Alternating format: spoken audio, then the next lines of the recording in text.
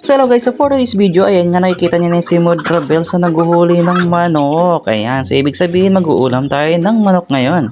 At ayan nga, hinuhuli na't ayaw pa yata magpahuli. Ayan, nahuli na't binigay na sa akin. At ay nagamit ang mahiwaga naming kalan ay nagpakulo na kami ng mainit na tubig. Pagkatapos ay binanlian na nga namin ng mainit na tubig itong manok natin para mabilis mabalahibuan. Pagkatapos ay binalibaligtad ko nga itong manok para mabanlian lahat ng kanyang balat. Tiyaran! Ayan na nga, wala na siyang balahibo, nabalatan na at meron pa siyang natitirang buhok-buhok. At ayan nga't isa-isa natin tatanggalin tong kanyang buhok-buhok dahil hindi naman maganda kung kakain ka ng may buhok. Ewan ko sa'yo kung anong gusto mong kaining mabuhok. Charis! At dahil nga wala kaming glue tool sa ito ng chalet niyan, pagaganyanin natin yan buhok niya para masunog yung kanyang buhok na maliliit. At habang ginaganito nga ay parang naisip ko parang mas masarap na lang lechonin kasi napapakinggan nyo naman, pumuputok-putok yung kanyang balat. Oh, baka i-bash mo na naman kami, sabi mo na mapait naman tong kinatay namin. Ganyan talaga kapatid dahil pag malaki, sayang lang din ang kanyang karne. Hindi rin lang din naman mauubos, buti sana kung samahan nyo kaming kumain. Pagkatapos nga hiniwa-hiwa at tinagataga na namin, ayan nga tinati-hati na ang kanyang hita, leeg, ulo. Pagkatapos ay hinatak na para magkahiwalay yung kanyang laman loob sa kanyang katawan at pagkatapos ay hiniwa-hiwa na naman. Pagkatapos ay tinanggalan na rin ng kuko dahil di man lang nag-nail cutter bago naman katayin.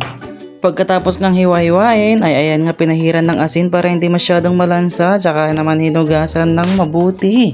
Pagkatapos nga nagready na rin ang aking bebegas ng luya tsaka pampautog na sibuyas and bawang. Charis! O ayan, kompletos recados na, wag ka na mag-bash.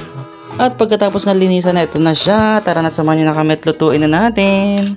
At pagkasala nga palayok at mainit na ito ay nilagyan ng mantika, luya, bawang, sibuyas na at sinasangkot ay natin tong karne ng manok. At medyo tutong na nga tong sibuyas ay ilagay natin tong karne ng manok. Ayan, so ihalo-halo lang natin. At kapag medyo okay na at nasangkot siya na, ilagyan natin ng mainit na tubig o malamig, bahala ka kung anong gusto mo. At hintayin na lang natin itong kumulo at lumambot. At pagkatapos nga hihiwain natin itong hulog ng langit na sayote. At isang taga nga lang nahiwa na nabalatan na, di ba? Ang bilis no, gulat ka no. Pagkatapos ay nilagay na nga natin yan, isinahog na natin at hintayin na lang natin kumulo. And tiyaran, kakasabi ko lang kumulo na kaagad at naglakay na nga tayo ng magic sarap, tapos asin at kung ano-ano pang mga recados. Di almacen, di kutsilyo, di batuten, charis. At pakuluan mo nga lang ng pakuluan habang nag-iisip kung bakit kanya iniwan. Hanggang lumambot. Wag mo masyadong bantayan yung niluluto mo dahil kung iiwan ka, iiwan ka. Charis! At ayan na nga, tiyara, naluto na ang ating niluluto at tara na't kumain. Sa mga antayin kakabsat ka nagurat, hanggang dito na lang, maraming salamat. And don't forget to follow, like, and share. Mag-comment ka na rin kung gusto mo. Maraming salamat.